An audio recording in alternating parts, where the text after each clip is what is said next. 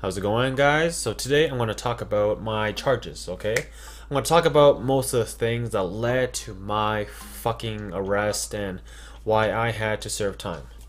So it all started in February 2018. It was almost the end of February, and I get raided in the morning at 11 o'clock, right? The cops kick open my door. They didn't kick it down, they just kicked it open and they arrested me while I was sleeping on my couch. I woke up and I was like, man, holy fuck, what's going on? All these guys in their tactical gear. I thought I was getting robbed, but no, they were cops. Okay, so yeah, they put me on the ground and the detectives come in and they're like, Thomas, do you know why you're being arrested? I'm like, no, why? He's like, well, you're being accused for the purpose of trafficking, right? And I'm like, oh fuck. And I knew that I was gonna go to jail that day because I left my fucking drugs on the kitchen table. Yep, I left my crack cocaine on the kitchen table. I didn't make any effort to hide it because I was a dumb piece of shit. I thought that I would never ever be placed in this kind of situation, right? I thought I was too good to be caught. That's why I was fucking careless. I didn't make any effort to hide it ever. It was just sitting right in my kitchen. Now, luckily, I didn't have much, right? So I knew that this was a charge that I could probably fight. And there was a good chance that I would probably be in it, right? Because they have no proof that I was trafficking. They just have proof that I was in possession of it, right? I could have just said that I was using or something, right? My lawyer would have been good enough to probably convince the judge that I was the user. But anyways, so that was my first charge, right? I went to jail that day and I got let out on bail, obviously.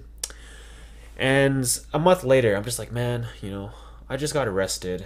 I'm on bail, right? The cops are watching me now. I need a break. So I decided to take some time off, a week off, and go to the mountains. I went to Banff. And I got to Banff at night, and I'm just like, man, the bar's open. I could really use a drink. So I go to the bar. I have a few shots, right? I meet a few people, make some friends, and I drive home after. And while I'm driving home, I get pulled over by the fucking RCMP officer. I don't know why. I was driving the speed limit, I thought, right? He gets out of his car and he's like, you know why I'm pulling you over? I'm like, why? He's like, you were speeding. And I'm like, I wasn't speeding, I was driving the speed limit, right? It was like 50, so I was driving like 58. He's like, well, the speed limit here is 30. And I'm like, since when? He's like, it's been 30, right? And I'm like, fuck. Wow, that fucking sucks. Okay, well, I guess give me my ticket.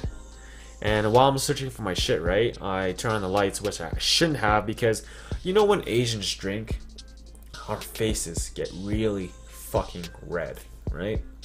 And I turned on the lights and he saw how red my face was, and he's like, have you been drinking? And I'm like, yeah. He's like, well, I think I should put you in a breathalyzer test, right? He says something along those lines. I'm like, fuck, right? So I get out of my car and I take the breathalyzer test, and this shit takes a few minutes, right?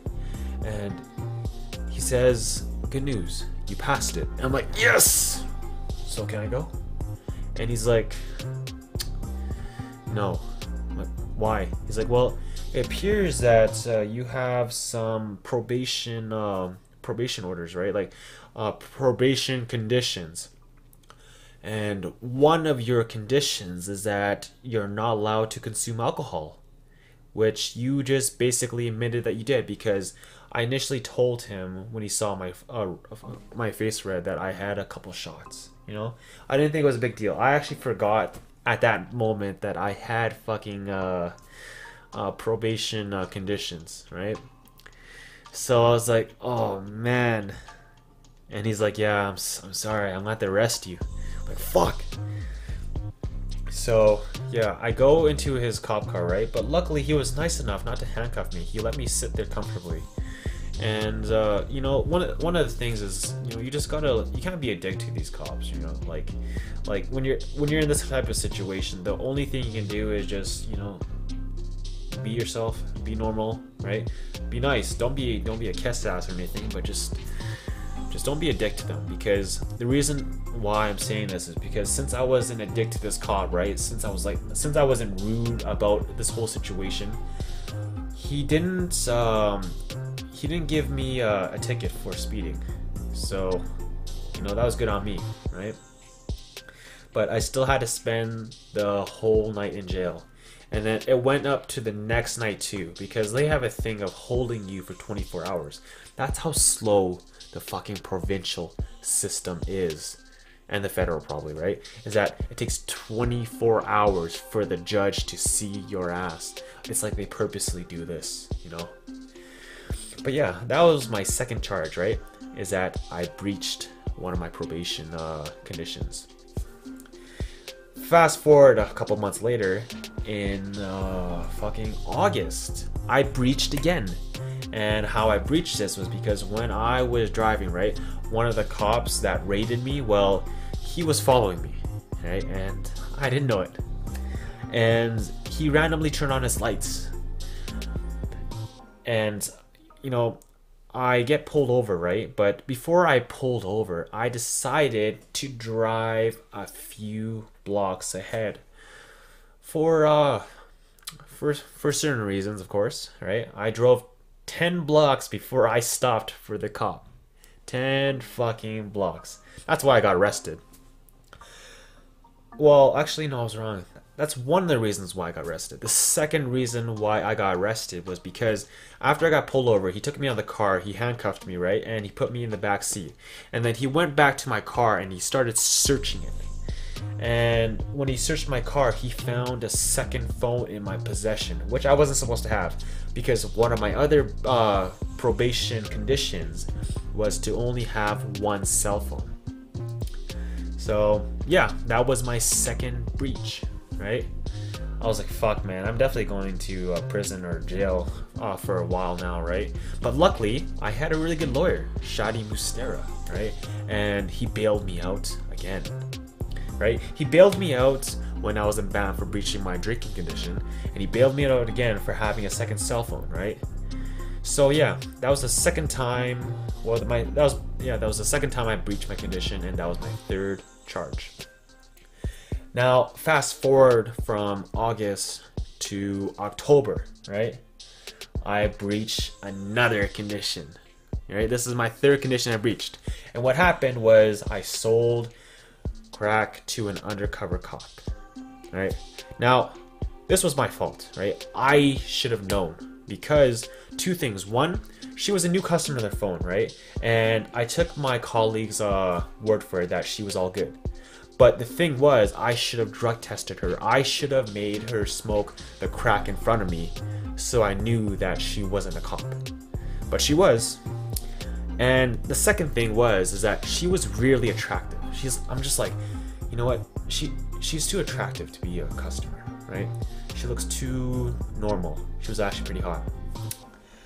And later did I find out she was a fucking cop. So yeah, that was my third breach and my fourth charge. And that was what sealed the deal for me for having to serve time in prison. You know, I was really careless. Like, there was a lot of things I could have done for myself to not get caught. But how she ended up on the phone, how this undercover cop or cops ended up on their phone, right, was out of my control.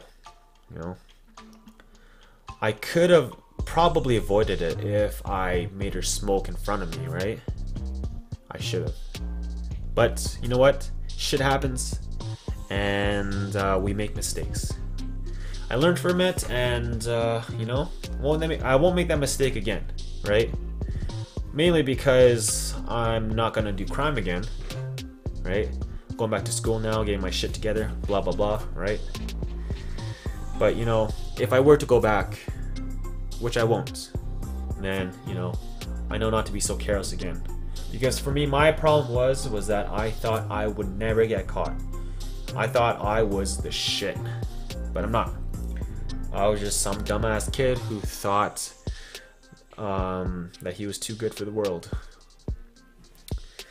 But yeah, you know, had to serve time in prison after, and it wasn't fun. It was fucking boring. You know, like, I only served 10 months in there, and then I got fucking parole. And man, while I was in there, I was just like, shit. I was going insane because of the fucking boredom. You know, playing cards, seeing the same guys every single day. You know, you get tired of seeing these same people, right? But don't get me wrong, they're my brothers, right? I have some of them added on Facebook and Instagram, and you know, we chat from time to time, but you just get sick of each other once in a while, right? You get sick of being stuck in the same room with the same fucking people, with the same guards, with the same prisoners every single day, right? They were all nice, right? Most of them are nice, in the minimum at least.